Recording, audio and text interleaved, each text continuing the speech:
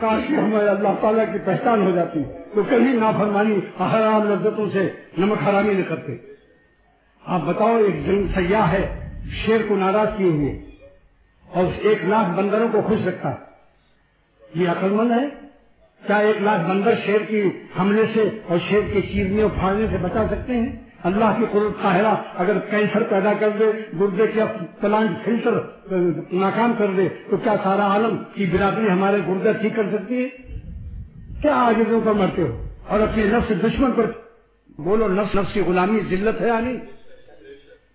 کیوں نفس کے سامنے ہاتھ جوڑے کھڑے رہتے ہو؟ نفس نے کہا ہے ناچ دیکھ لو، گانا دیکھ لو، اس لونڈے کو دیکھ لو، اس لونڈیا کو دیکھ لو، VCR کو دیکھ لو، سینما کو دیکھ لو، جو نفس کہے حضور حضور کر رہے ہو۔ نفس کے غلاموں کی کوئی عزت ہے؟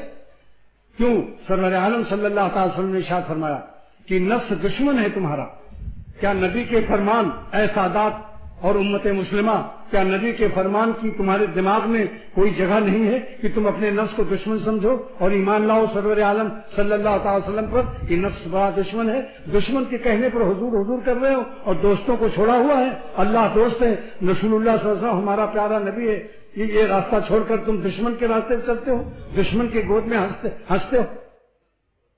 بیوی کی اس کے بری کی با کے پیوستی، میرے شیخ فرماتے تھے جو اللہ کا فرمان توڑ کر اپنے نفس کی بات مانتا ہے، ذرا سوچو تو تم نے کس سے توڑا اور کس سے جوڑا؟ بیوی کی اس کے بری کی اور با کے پیوستی، کس سے تم نے توڑا اور کس سے جوڑا؟